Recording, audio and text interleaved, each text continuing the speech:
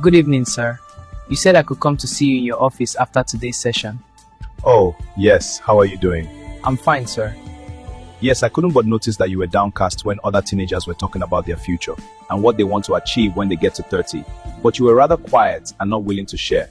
What could be the reason? Sir, I had never really thought about it because when I was way younger, a little around 3 years ago, I heard teachings around rapture, how we need to be prepared for rapture, and how Jesus was going to come soon, and how we should make sure that we stay rapturable by not falling into sin. And so I'd always thought and hoped not to sin, being careful of how I live, making sure even when I sin, I quickly ask for forgiveness because I want to stay rapturable.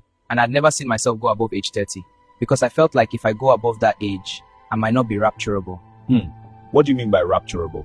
Well, how I got the teachings and the messages of rapture was that Jesus Christ was going to come, there were going to be trumpets blowing, and then everybody that sinned would remain behind, and only the saints will float in the sky. Let me tell you a story of what rapture really is.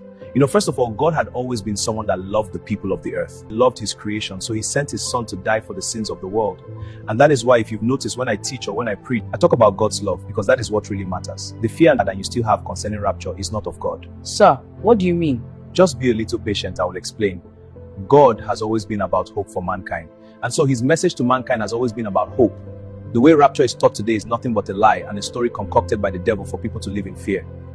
The way you were taught rapture has no scriptural reference. If for anything, what rapture is, according to scripture, talks about ecstasy and bliss, not necessarily what is being taught. What the Bible talks about is the coming of the Lord, and he's not coming anytime soon. Sir, what do you mean?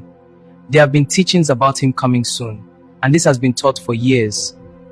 Yes, my parents, my grandparents, my great-grandparents were taught it. It is an age-long belief that Jesus is coming soon. Haven't you ever wondered why, after all these years, he still hasn't come? Yes, I have.